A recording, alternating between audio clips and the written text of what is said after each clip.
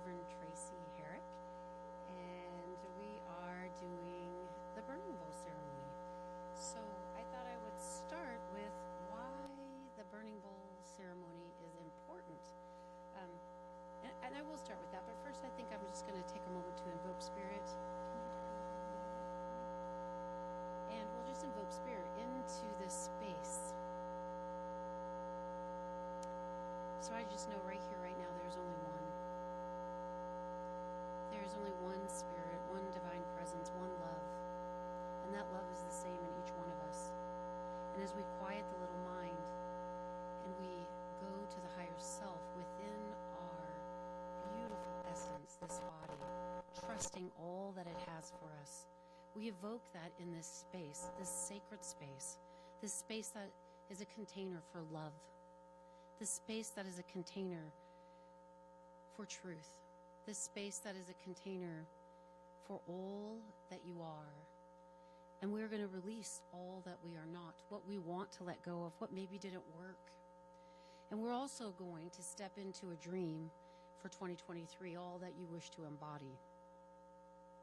So as Spirit takes hold of this place, as it settles into each of our hearts, we know that we can just calm the mind, calm the nervous system, and just bring attention forward to our heart space. We can feel the energy at the tips of our fingers. We trust the words that come to our mind because Spirit is always present and speaking. And when we are quiet, we can hear it. So that is evoked into this space, this ritual, this ceremony that we've chosen to take part in today. And I just know this truth. I know it for myself and for each one of you. And this is what the beauty of our philosophy is that we celebrate all that we are, all of it, all of the hurt, the pain, the fear, the joy, because we all know that it serves us in the greatest of ways. And since we invoke that sense of beingness into this space, I release it knowing that the perfect outcome is already done. And so it is. Okay, so you know the best time to perform the Burning Bowl ceremony is when you are going through a challenging time in life or a transition or a big change. So I don't necessarily know that it has to be challenging, but definitely moving into a new year is a big change. And so this is really what's beautiful about this ceremony. When you let go of expectations, so that's what we're going to do today. We're going to let go of all the expectations of what this is supposed to be and what it is not. And we're just going to let the moment bring forward whatever it is for you. You are going to create your own little space in your chair, your own little ceremonial space, Spirit into your heart. And if you were in your own space, in your own home, what would that look like in your mind? And that's what you're going to invoke into your space, your chair, your evening here. So during the Burning Bowl ceremony, you can sense how these flames, we have a lot of candles here to really dissipate the energy that we're going to release into them. And we're going to come out with a genuine, the goal is to come out with a genuine positive feeling about your new year. The ceremony should be performed when you are in a peaceful mood, when your mind is calm, when your nervous system is calm. And it should be a celebration, an acknowledgement that you have closed the door on part of your life that may have brought you negativity or sorrow. And then we're going to step into the new word for you for the year by traveling this altar, this sacred space. And Fish is going to demonstrate for you, if you don't mind, how that's going to look for us before we get started into the ceremony. Who has the paper? Oh, here you go, Fish.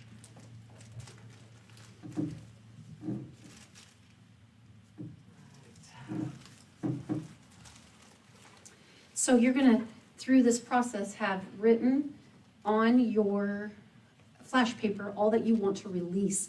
And you can write it like around in a square. If you have a lot to write, you can write one word. It's your paper. It's your sacred space. It's your moment. So you do whatever you want to do.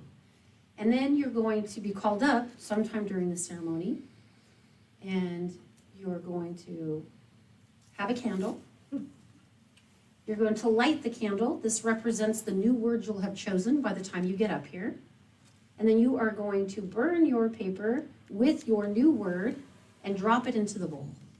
And then you'll come over here and stick your candle in the sand, and then all of our lights are going to be in this bowl, representing the unity or oneness of all of us. And then you'll go back to your seat. And when everyone's done, we'll close the ceremony. Any questions about what we need to do? Everybody clear? Can I get an amen? Amen. Okay. All right. And so with you, you should have your clipboard. I did give you a clipboard, a pencil, a paper, and your flash paper. And the reason why I did that is because sometimes when questions are brought up, emotions can come up with it, and you might want to write notes to yourself for the new year. You do not have to answer any questions that I pose to you on your paper. It's not really about that. That paper is for you, for journaling, insights, love messages to yourself, things you want to let go of. If you're emotional, please just take time to have a deep breath and just write. Spirit communicates to you through written form often, because the mind can't always process what the heart is saying. But the heart can always put it on paper by using your body to do that. So I invite you into that space as well. So it is important to clear your head of any anger or irritation, because it's not advised to burn in the heat of the moment, right? We want to burn in the love of the moment. So the ritual has a deep impact when it's done peacefully. You will see that the energy that fills your body is much different. So whatever it takes, and whenever you're ready, we'll just do a very contemplative meditation to bring you into that state of awareness. Do not burn something out of spite. You know, forgiveness is for you. It's not for anybody else. And when we forgive, we let go. And that person, you know, it's not about them changing or being different. If this is about someone else, forgiveness can be many things for many reasons. And so if it's forgiveness that you're working on, just know that your heart is going to give you direction on whatever it is that it needs for you personally, which will be different from each one of us. We know that we don't want to burn anything highly flammable because we have the bowl and the papers, so that's wonderful. And throughout the ceremony, just remain calm and grounded. You can put your feet on the ground if you're starting to feel floaty, or, you know, sometimes when we're working on spiritual things, we can kind of feel like we're going out of our body, and putting our feet on the ground can bring us back down. Here's some intentions that work really well while you're doing this is: I am peaceful. I am grounded. I let go of attachments. I find peace when I let go. Again, I am peaceful. And if you need to jot them down, please do. I am grounded. I let go of attachments. And I find peace when I let go. When your intentions are clear and focused, you can determine what you want from this ceremony, and you can write down your feelings, intentions, so you're more open and ready. So that's the other thing about getting things out onto paper. It opens you to the new thing, and you're not stuck ruminating on the old thing. All right, so here we go. We're going to start our meditation contemplation, and I'm going to do a little reading for you, and then Fish will play the drum, and then I'm going to sit down and invite you into this space, and then we'll go. It'll be guided meditation with some questions to bring you some clarity on what you want to let go of. So something that I want to start with is the journey to the center of your heart. Your heart is open. All of the time, actually, your heart is open. You can never close your heart, no matter what. We only think that we are open or we are closed. Our mind manufactures these thoughts that veil our loving awareness. Like clouds floating through the sky, some happiness billows by. There goes a wisp of concern, a rain cloud of worry, a starry idea, a cloud of emotions, thoughts, and pure inspiration are naturally coming and going. And all the while, there's the sky itself, accommodating absolutely everything in its vastness and multitasking with galaxies. The sky is being, it is allowing, it is expanding, much like your soul. The sky doesn't ever constrict. It can only be the sky discovering more of its skyness. The same is true for your heart. It's true about your loving nature. It's always present, always opening to more of your trueness. No amount of any kind of thinking can alter your true loving nature. Just as no weather pattern can swallow the sky, weather patterns always pass, and so does our distress. There's no emotional pattern that can affect your divinity. They are just thoughts, formations passing through limitless, luminous space of your heart. We don't close our hearts to one another, ourselves, or other things that happen. We just shut down our minds like closing blackout curtains on the sun. Spirituality is really just the practice of open-mindedness, of intentionally not putting up blocks to life. Excuse me.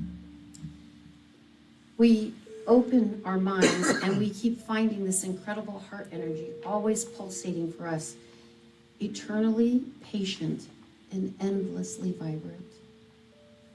Enlightenment is when the mind fans out so wide that it dissolves into the unbounded loving awareness.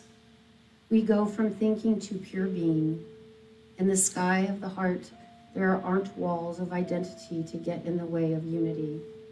The heart doesn't use personality hang-ups or political opinions to spar about the so-called truth. The heart's wisdom blows personality constructs to stardust, and it lays the true reality bare. In the heart center, everything is seen for what it is, and it is all welcomed, all of it. That's true love. That's divine love. So I invite you now, in your sacred space, if you haven't already started, that in your mind's eye, in that space of awareness, the truth of who you are, just to breathing in and breathing out, we're going to follow the breath. Just knowing that the breath wholly supports us, and that as long as we are breathing, we are alive with the ability to grow, move, and be. You find your space. I call it the space of the utmost high, the space where I find most joy when I go there in my mind. So as you close your eyes, you see a door. And when you open this door, you create your space, whether it be an office space looking at the mountains, the beach with the waves, the mountains with the cabin, whatever your higher self wants to create in this space of the utmost high. What you find is when you open that door, you are pure joy. The smile is so big, the feeling of your heart bursting with love and compassion and empathy is so strong when you open this door that you laugh and you say, like, wow, this is so easy. Is there a window that you can see the mountains? Is there a wave that's riding high? Is there rain dripping on your face? There's one thing for sure, you're smiling. The joy is so overwhelming that in this space you color it whatever color you want. You can feel the love that you desire. How does it feel to you? How does love feel to you? How does it speak to you?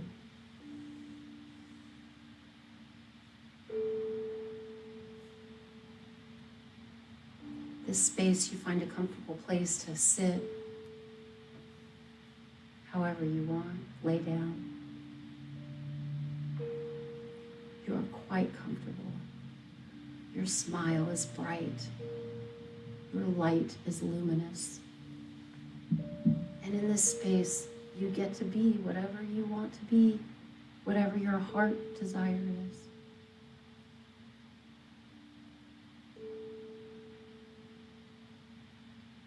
You have whatever you want. You make as much as you want. You're prosperous. You are prosperity in action and motion. This is the perfect space, the space of the utmost high. And as we sit, we start to let go of the little mind, the continual thinker, the mind is our servant, really. And it does its job, and sometimes too well. But in this space, it's just love. It's just awareness. It's just you, yourself, in the space of the utmost high.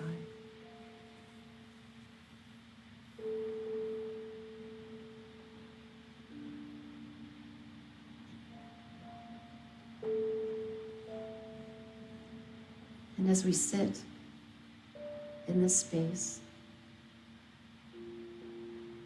in the silence, just listen to the drum.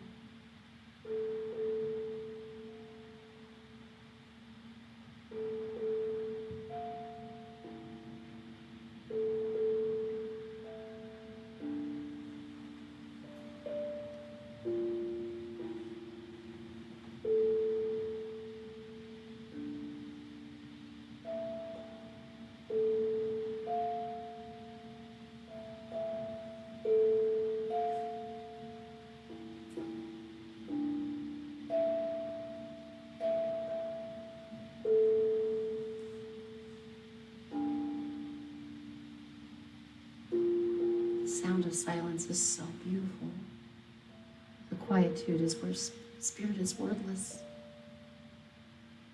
But yet when we hear it speak, we hear it in words.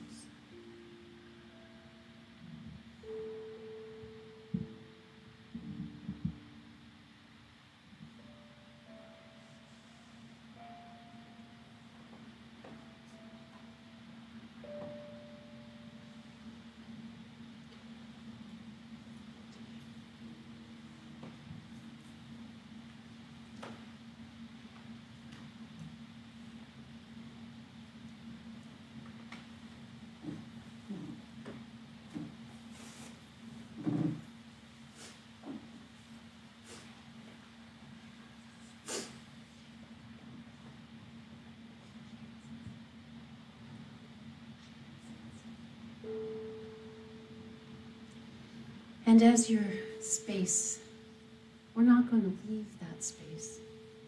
We can maintain that space in our mind while we open our hearts and our eyes, and we sit in our seats and we continue that feeling of the utmost high, the joy, as we start to ask ourselves some questions about our prior year and what we wish to leave in the burning bowl today.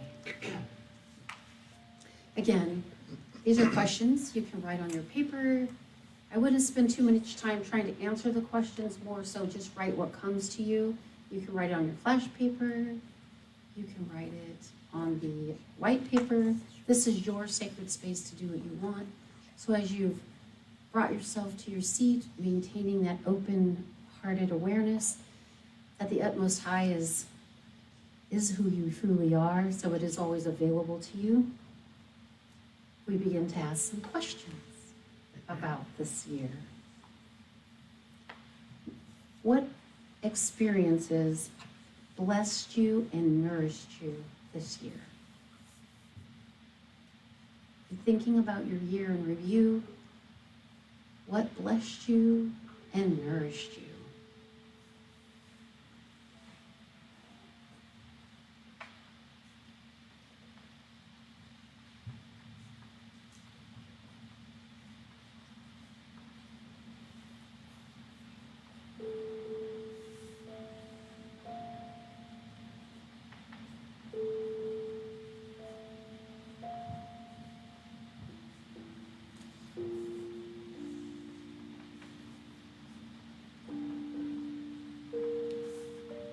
What 3 words best describe this past year?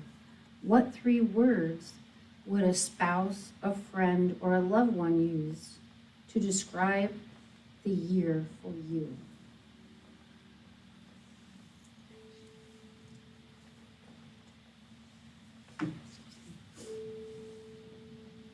I think you should pick your own words, but you know, we do rely on other people to share with us.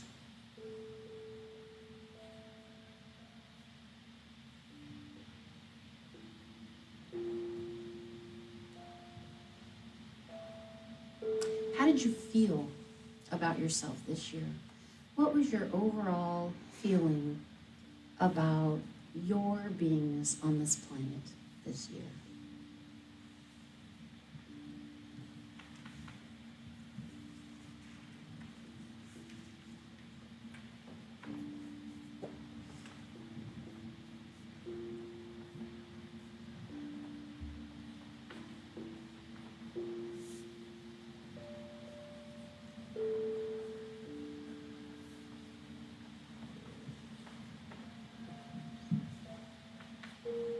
Emma Curtis Hopkins says, "Show me the words that make the world glad and sane. Have I allowed the universe, the utmost high, to show me the words? In what way? What words come to my mind?" Jot them down if you wish, or hold them close to your heart.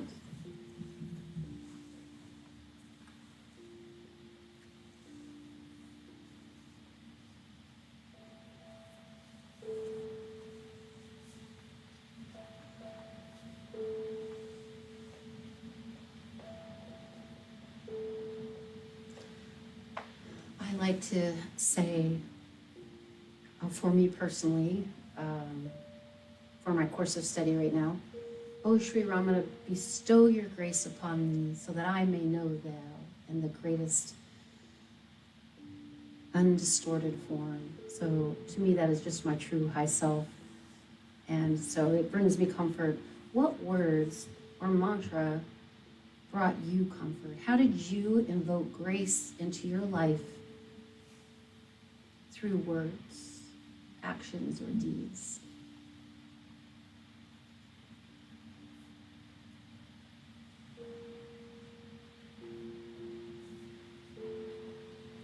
Did it hold you up?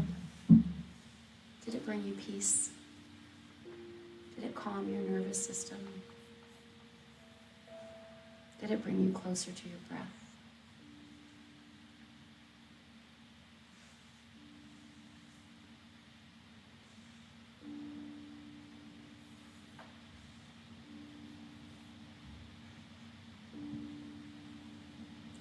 What promises did you make to yourself in 2022?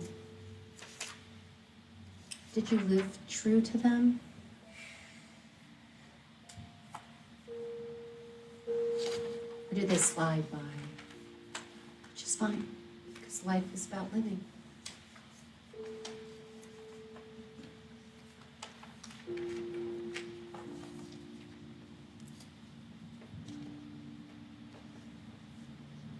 And as we move from those questions, the things that we looked at in 2022, we move to into the space of what maybe didn't work for you. Were there disappointments or regrets? Did you have any upsets about the things that may have happened in your life, such as missed opportunities,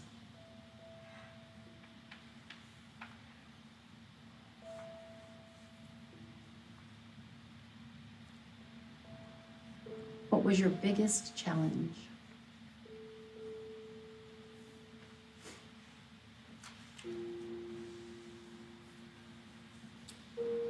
And as an added note, I wouldn't worry about catching the question, because whatever you put on your paper is absolutely fine. Your spirit will catch exactly what you need for you to walk out of here feeling that place of the utmost high.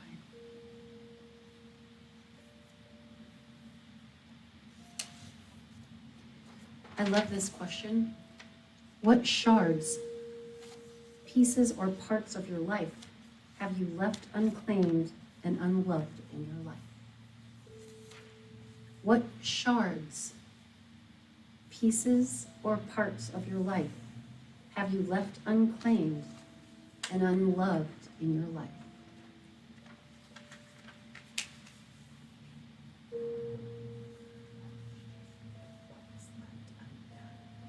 What shards, pieces, or parts of your life have you left unclaimed or unloved in your life?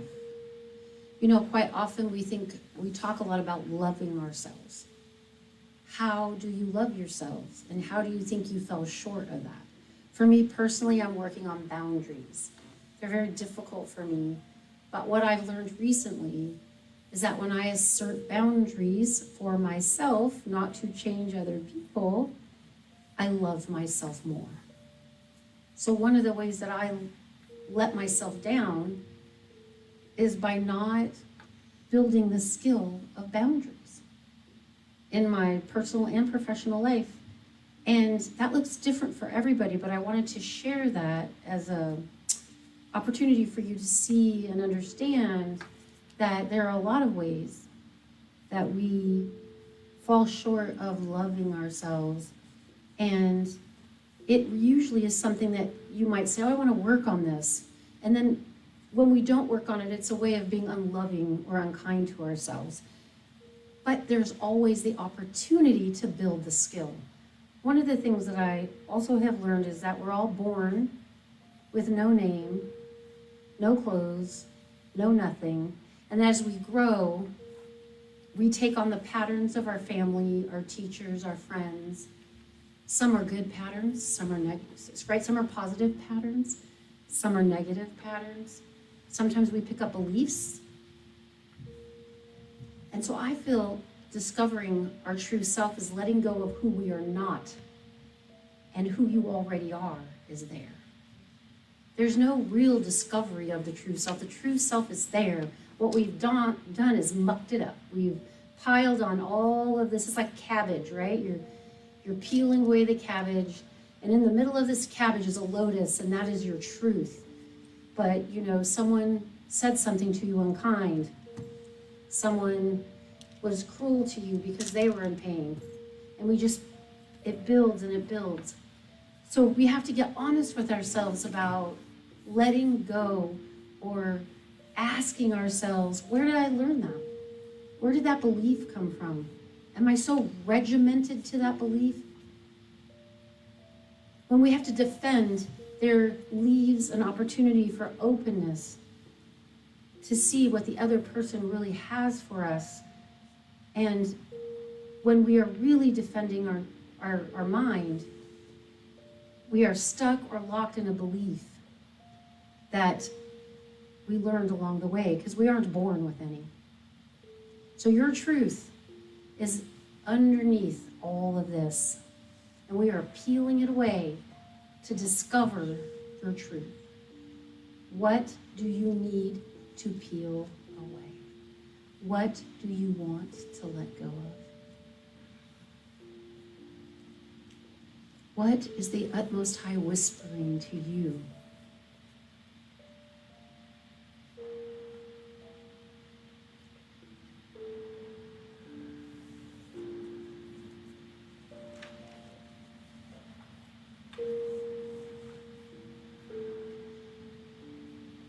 What on your flash paper do you want to burn in the flame that represents the letting go of one layer of who you are to reveal your divine diamond-esque, the truth of who you are?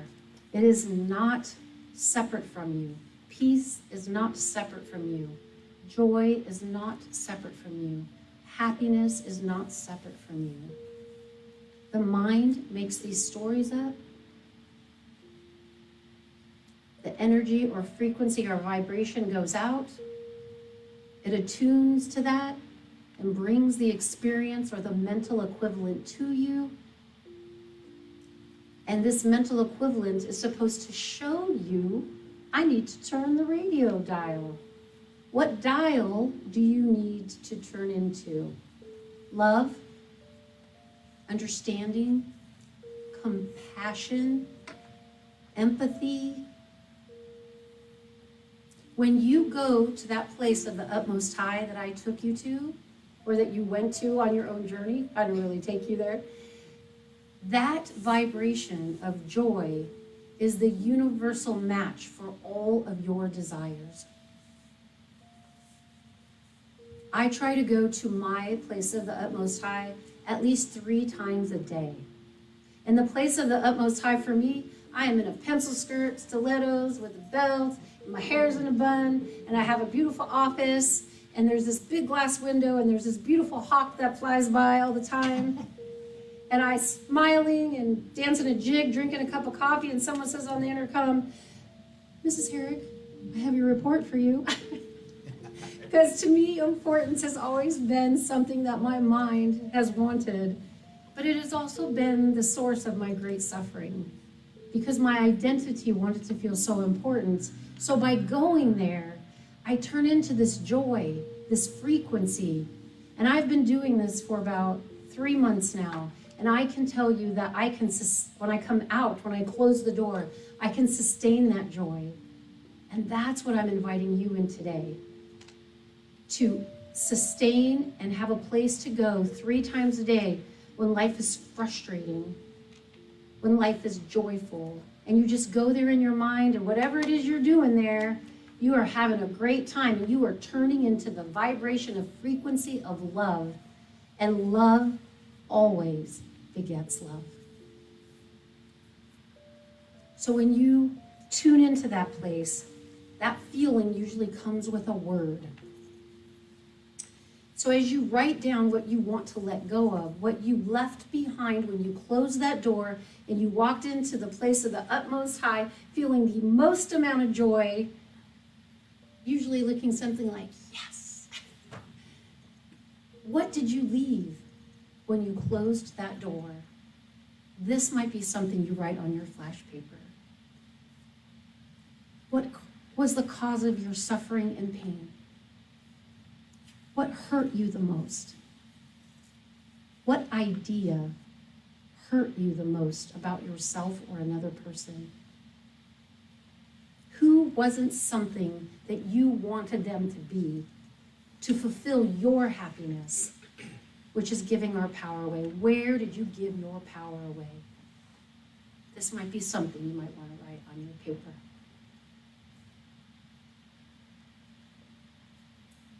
And when you've got that written on your paper, when you feel complete, you can just raise your hand for me so I know that. And then we're going to go on to what we're going to embody. And then we're going to step into our ritual. Are we all in agreement? All right. I love agreement, because we are a collective whole right now. We are one consciousness moving in unity, all supporting each other, here and online. And if you're online and you don't have flash paper or burning bowl, that's okay. You can just tear it up, step on it, smash it, take it outside, throw it in the New Year's fire. It doesn't really matter. The intention of turning the dial to the frequency of love is what we are doing today. Letting go of an old story, something that didn't serve us. I'm not enough. I'm not worthy of boundaries. I need people to like me to feel fulfilled. I didn't get that job, so that means I'm not good enough. No, those are all just stories. And we're letting them down, we're putting them down, we're letting go, and we are stepping into the vibration of the utmost high.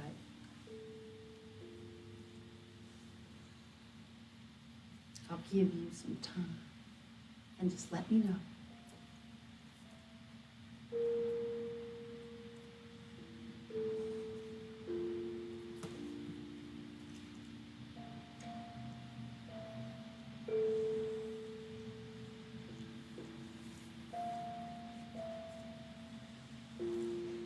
we doing?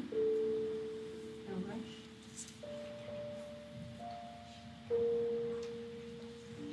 Okay. Just so I'm not moving on before you're ready, I want to be respectful. Okay. Now we are going into this vibration of the utmost high, that word for 2023. What has Spirit spoken to you about self-love and self-worth and the embodiment of the blessed 2023? How do you step into your own year, build a skill? This is the thing about being born too, you know? What I've learned is I spent a lot of my life in victim. And I could have a great pity party. Man, I can invite you into my pity party in a minute. And I have a beautiful teacher that has been calling me out on it. And I'm like, no, that's sadness. He's like, no, it's not. And it hurts to hear that, by the way, but in a good, loving way. And so I have stepped out of victim.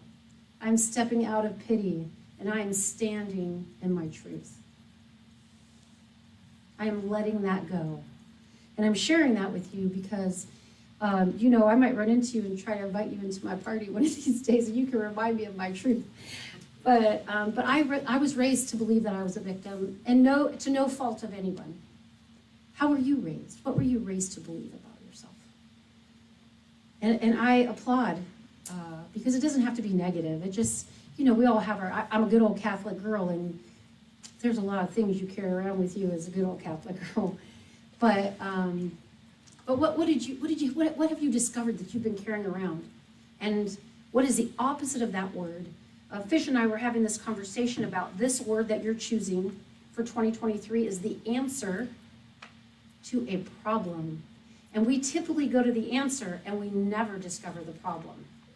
So my mind is very solution oriented. When I walk in, I was trained to, oh, I can fix that, I can move that. And that was the skill I built to move through things because of trauma and to make the space safe, right? For me. So how did you learn to get through the world? Because we've all been wounded in some way. You don't get off this planet without being wounded, really. But sometimes the wounds control us and sometimes they don't. So, you know, for me, particularly, that's just how it unfolded. And that's okay, because it doesn't matter anymore. I am not a victim, and neither are you. And I invite you. So for me, the problem was setting boundaries because I was afraid of what people would think. So the answer was a boundary. The problem was I worry about what people think. So I invite you, when you pick your word, it will help you discover what you want to let go of if you're having a problem with that. So some time to pick that word for 2023, and what is the thing that is from that word that is desiring to be let go of? What is your soul saying, this will set you free? What is that word, and what is that concern?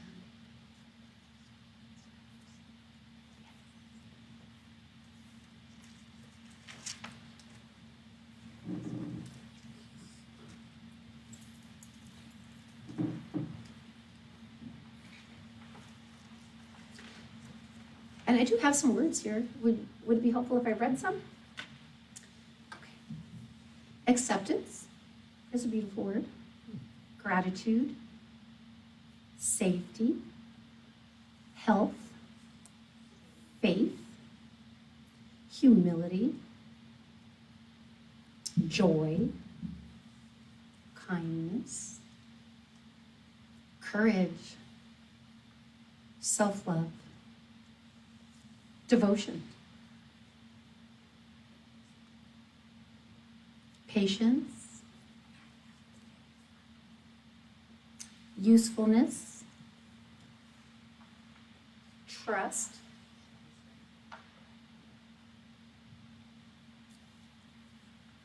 justice,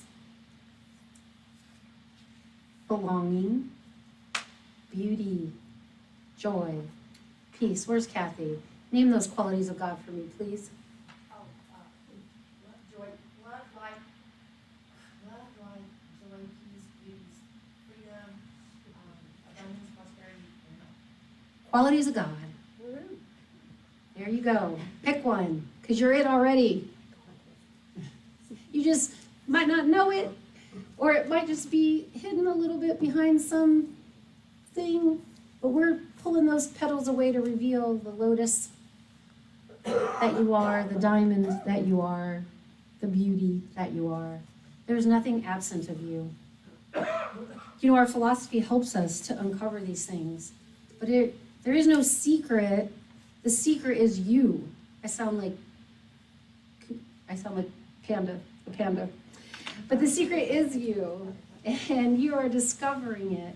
And I would really encourage you not to let this be the only ceremony you do for yourself. Because the other thing I was talking to Fish and Sue about is often we do the ceremony in January and we pick this word and we get a nice rock, or we write it on a stone, or we release it into the fire. And then February comes and someone cuts us off or makes us mad, or we didn't get that job or promotion, and we forget. So we go in and out of the mind. We have these moments of great clarity, joy, peace, which is your true nature, your true self, yourself shining through. And then we forget, and then we remember, and then we forget, and then we remember. And really what I think Ernest Holmes was trying to help us see is that you can live in that space always by dropping the false identity. But we've lived in the world so long, it has become our habit. We are drawn to the things of the world. We pay more attention to the world when we do our heart. And when we spend more time with our heart, we spend less attention to the objective world, the created world, and the truth of you. This little seed doesn't get nourished. So I would invite you not to let this be the only ceremony. Find a ceremony for you. Find the time, the commitment. Practice is really hard for me, but you know, one of the things that my teacher really challenged me to do is to, I don't really do sitting practices anymore, but I have my mantra, I follow my breath. I know what to do when I get upset.